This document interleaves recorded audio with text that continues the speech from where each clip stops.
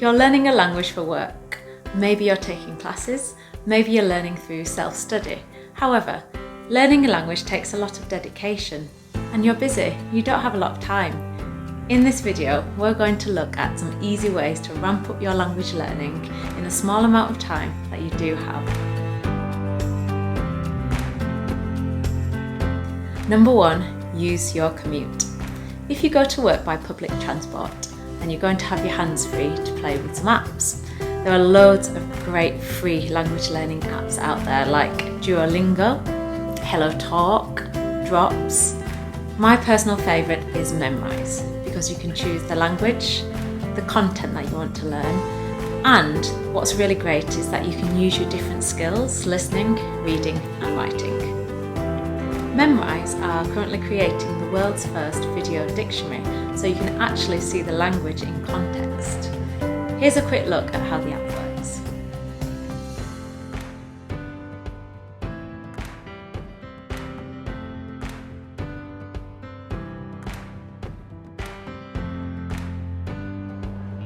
Salut!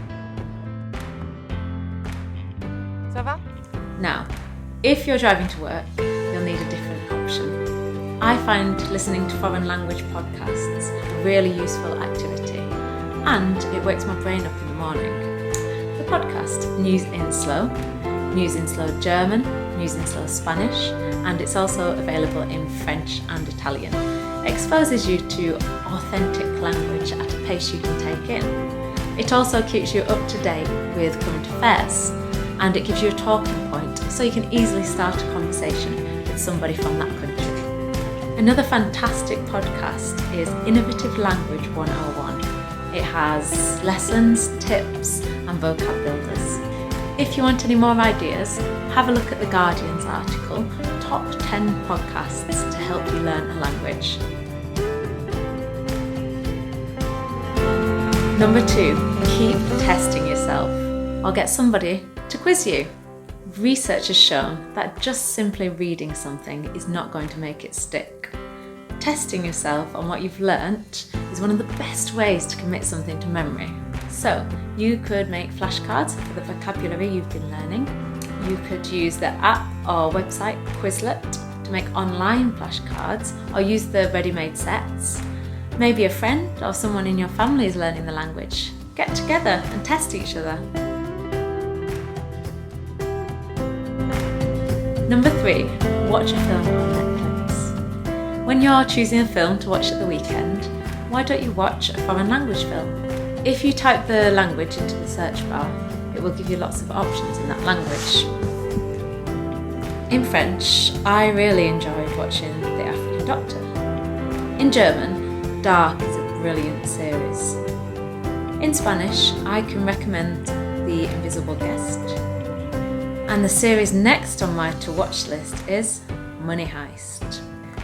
You could watch it with subtitles in English, or if you're feeling adventurous, you could keep the subtitles in the original language.